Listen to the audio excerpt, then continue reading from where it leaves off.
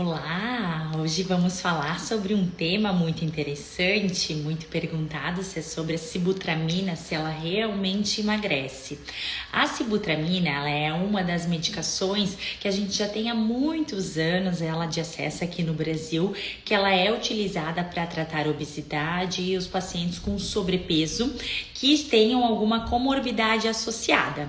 Então, aquele paciente que ele tem um IMC acima de 30, num grau de obesidade, ou um IMC acima de 27, que é um sobrepeso, e junto a esse sobrepeso ele tiver associado alguma doença crônica, alguma comorbidade, ele pode ter indicação terapêutica de associação de medicação nesse tratamento para emagrecimento. Só que o que é importante a gente lembrar é o seguinte: quando a gente vai fazer um tratamento medicamentoso em algum paciente para emagrecer, nós precisamos, junto com isso, associar mudanças de estilo de vida. Então, o paciente, ele tem que fazer um tratamento com um cuidado alimentar, uma reeducação alimentar, de preferência estar fisicamente ativo, para isso potencializar os efeitos dele. Porque o desejo é que essa medicação ela seja somente uma estratégia a mais, algo que ajude nesse processo de perda de peso, mas a base principal continua sendo o déficit calórico, que seria gastar mais calorias do que a gente está ingerindo.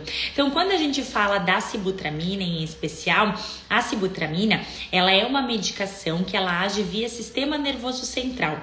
Então, ela vai lá no nosso cérebro e ela vai aumentar alguns neurotransmissores no cérebro, como, por exemplo, neurotransmissores como a serotonina, como a dopamina, como a noradrenalina. E esses neurotransmissores, eles costumam gerar, via sistema nervoso central, um certo grau de saciedade maior. Então, a gente consegue falar que a gente tem um controle maior, principalmente do comer emocional.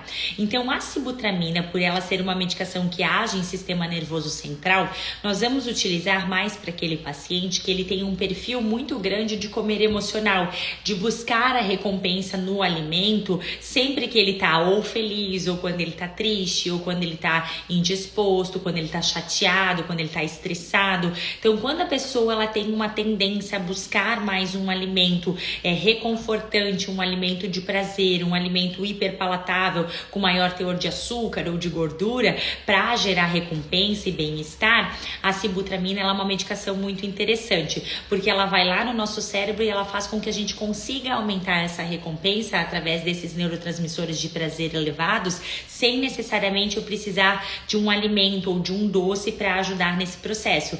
Então, um paciente que é um paciente mais beliscador, um paciente que ele tem uma tendência maior a comer doces, principalmente buscar o doce como recompensa mesmo, ou beliscar doces, né? Ou aquele paciente que tem que ficar o tempo inteiro beliscando comida, ou amendoim, ou alguma coisinha assim, porque ele precisa ficar mastigando. Então, esse perfil de paciente se beneficiaria com o uso da sibutramina para ajudar neste processo de emagrecimento, porque ela diminui esses desejos de beliscos, esses desejos aleatórios, né, de comer alimentos hiperpalatáveis. Porém, a sibutramina, ela não é uma medicação que ela vai ter um benefício grande para aquela pessoa que não é muito beliscadora, que não tem tanto perfil de preferência pelo doce, ou aquela pessoa que tem um volume alimentar maior nas refeições, que a gente chama de perfil hiperfágico. O que seria o perfil hiperfágico? A pessoa não belisca quase nada, mas nas refeições principais ela come grande volume. Então, ela come, ela repete o volume.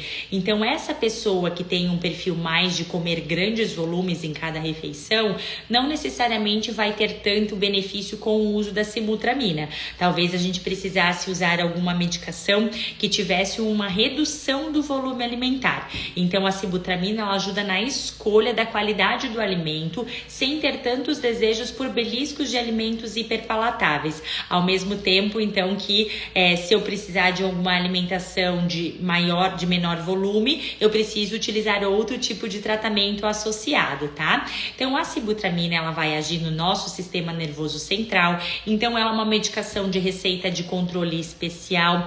Toda vida que a gente prescreve para um paciente, a gente precisa analisar esse paciente, como é que ele é de saúde. Não é interessante a gente usar para aquele paciente que ele já tem algumas doenças associadas, comorbidades, como pressão alta, problemas do coração, ou até um diabetes mais descompensado, porque ela é uma medicação que por melhor que ela seja, ela é muito boa, assim, tem um custo-benefício legal, mas ela tem que ser bem indicada, porque ela pode dar uma aceleradinha no metabolismo desse paciente, a ponto de que eventualmente a pressão arterial sobe um pouquinho. Então, se o paciente já tiver alguma descompensação nesse sentido, ele não pode se beneficiar tanto desse ativo. Então, a gente acaba tomando certo cuidado e por isso é sempre importante ter o acompanhamento médico para analisar se a pessoa ela tem uma possível aptidão para usar essa medicação e usar sempre com bastante critério e cuidados.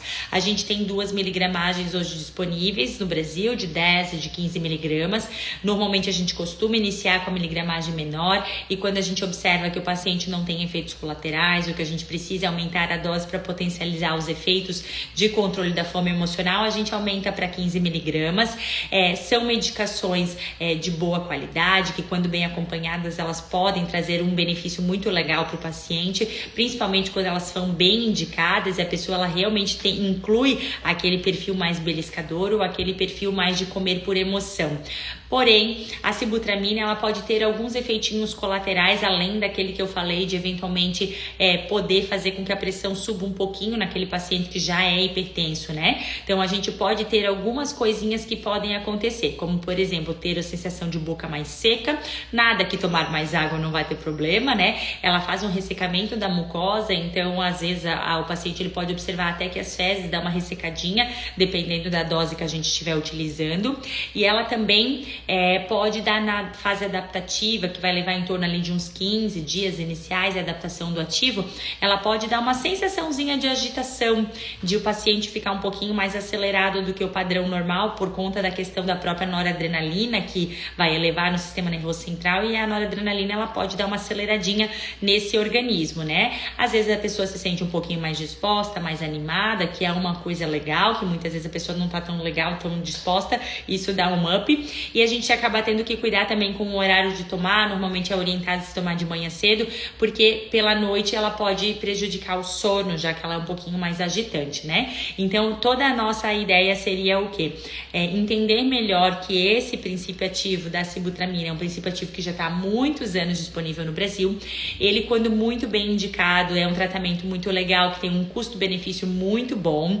Geralmente, a gente tem que cuidar bastante com as contraindicações, então, pacientes com doenças crônicas, com comorbidades, pressão alta, problemas de coração, problemas renais, problemas de diabetes já mais de longa data, não é então interessante a gente associar essa medicação por conta de possíveis alterações, principalmente do ponto de vista de frequência cardíaca ou pressão arterial, então a gente acaba tendo um cuidadinho a mais. Existem alguns efeitos colaterais, mas que podem ser muito bem manejados quando orientados pelo seu médico, e ela é uma medicação super interessante que ela pode ser usada para tratar obesidade, que seriam pacientes com IMC acima de 30, ou para tratar pacientes com sobrepeso que já tenham algum tipo de comorbidade ou de doença associada. Então acaba sendo uma das opções terapêuticas que a gente tem, das inúmeras que existem hoje nas farmácias para poder tratar o quadro de sobrepeso, de obesidade e de emagrecimento. Espero então ter esclarecido aqui para vocês um pouquinho sobre essa medicação, e qualquer dúvida eu vou deixar aqui caixinha aberta de perguntas